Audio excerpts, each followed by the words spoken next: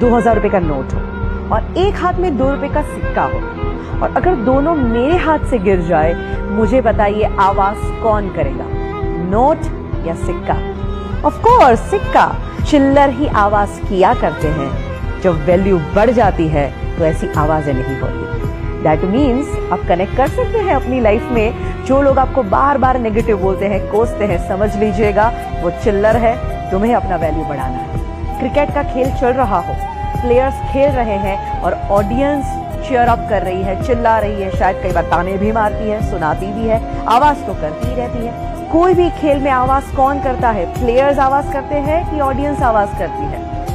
Of course audience आवाज करती है। दैट मीन्स अगर आपकी जिंदगी में बहुत लोग आवाज करने लगे तो समझ लीजिएगा आप सच्चे खिलाड़ी हो, और वो अभी भी ऑडियंस ही है। एंड जब आपके अंदर ये एटीट्यूड आ जाएगा ना, आपको कोई रोक ही नहीं सकता। तो आज मैं आपको यही कहना चाहती हूँ कि दिल की आवाज जरूर सुनो, एंड ऑफ कोर्स एक एटीट्यूड अपनाओ जिसे हम कहते हैं नेवर गिव अप। जिंदगी में हार मानो ही नहीं। कितने सारे लोग हैं जिन्होंने इस एटीट्यूड को अपनाया और अपनी लाइफ को चेंज कर दिया। सबसे बड़ा एग्जाम्पल है Abraham Lincoln.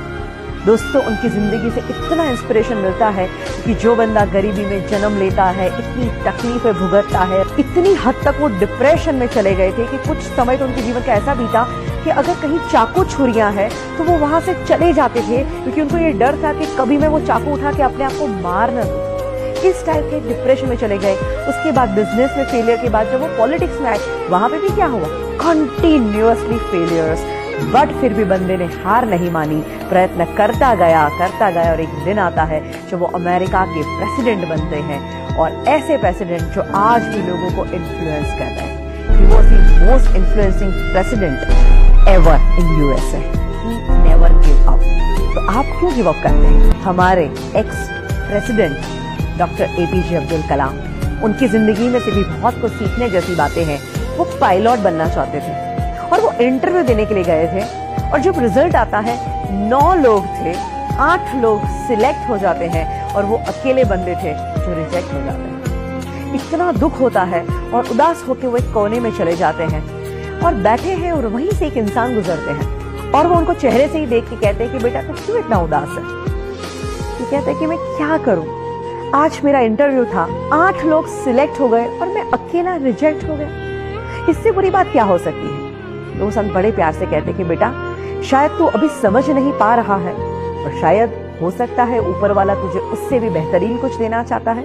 You never give up. ये सलाह उनके मन में बैठ गई और उन्होंने सोचा कि मुझे हार नहीं मानी। उन्हें प्रयत्न करना शुरू कर दिया, और बाकी जो हुआ वो तो इतिहास आप जानते ही हैं। बड़ी घटना घटी जब उन्होंने as a president supersonic plane में ट्रैवल किया, और जब वो लैंड करते हैं वहां पे ढेर सारे पायलट थे जो उनको सैल्यूट कर रहे थे, उनको सलामी दे रहे थे, उनके पद को जो रिस्पेक्ट देते हैं। और सारे पायलट जब उनको सैल्यूट करते हैं तब उन्हें याद आता है कि अगर उस दिन मैं पायलट बन गया होता तो शायद आज का दिन मुझे नहीं मिलता। दैट मीन्स उनके अंदर एटीट्यूड था नेवर गिव अप, और उसी एटीट्यूड ने उनको कहां से कहां पहुंचाया।